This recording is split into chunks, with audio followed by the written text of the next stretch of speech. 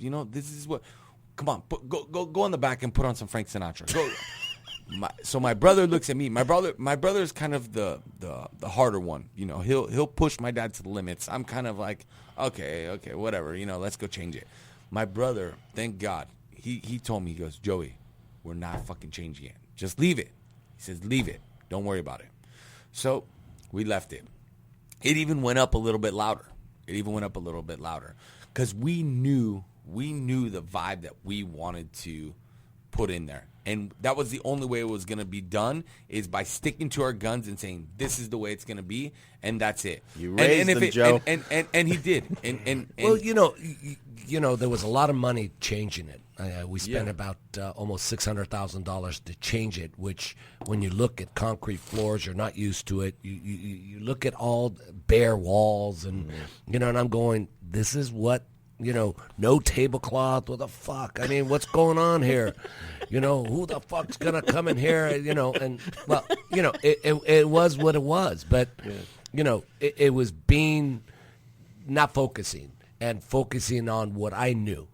Yeah. But he already knew that. So he could compare now. He could say, I know what you've done, but this is the real world. Yeah, so then my cousin Nino, who Nino worked with my dad for, his whole life, who's his sister's son, which he's our executive chef down there.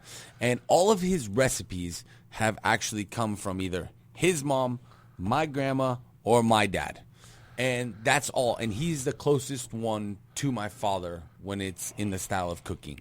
So we said, Nino, come on board. Let's do this. Let's change this. So, Nino would come out with, some dish or something, and he'd add, a little bit of extra. My dad would be, what the fuck? Just put it back to normal. This is the way it goes. And we're like, Dad, listen, we got to give it a little bit of a twist. And, that's it. So anyways, so we end up, giving our own little twist. Like now at this restaurant, we don't have cannolis. Cannolis are out. Yeah. We have cannoli chips. I love that, man. We actually, one of my favorite desserts. Basically, what happened was when my dad was younger, he used to tell stories where, in the jar there'd be the broken pieces at the end, and you'd grab the ricotta cheese with the chocolate chips and you just dip it inside. Just said, what the hell? Let's just do some cannoli chips. So that's one of the things that have evolved and had a modern twist on it. We have the old carbonara, which now we put the fresh egg on the top instead of mixing it through. And it's just the modern twist that we've given to this restaurant that has made it so successful. Also, with the social media. Social media is huge. We never had, even our marketing crew, my dad didn't know what a marketing was. You tell him to spend $1,000 on marketing. You say, what do you need that for? Just go shake hands. Well, yeah, that's true. Oh, we did. And we do now. And we do now still. It's still about that customer service, which that's what we bring different than any other place, is that we care about our customer. We want them to become our family and our friend. When you come in, you just want to be, you don't want to be just some number. Right. You want to be known as, hey, Mr. Toss, how you doing today? Hey, let me get you that cocktail that you always order. Or, everybody. But sometimes we don't have time to do that. You know, the restaurant, we're doing 500, 400, 300. Exactly. It's really hard to do. And my focus has always been, let's take care of the customer first, and then make him your friend, and then your friend will come and see you. In the days that he's talking about, I'm talking about buying $1,000 worth of wines that were, $4 or $5. And the way, if I saw you twice, I would bring you a bottle of wine and say, this is on me, enjoy it. And, that's the only way you could do it. So when these guys are talking about spending, $5,000, $10,000 a month, it's pretty hard. Where do you enjoy eating, Joe? Where do I enjoy eating? Yeah. I love eating steaks. That's my go-to. What about you? I'm a steak and potato guy. Really? Right? And we eat pasta all the time. One of the things that I enjoy eating a lot is my mom's cooking. I miss it. She's gotten a little older, but I'm going back to times as a little boy. I like to eat the pasta. I love the Spiedinis. I love the Brugioli. I like all that stuff. So that just brings me back. I miss it.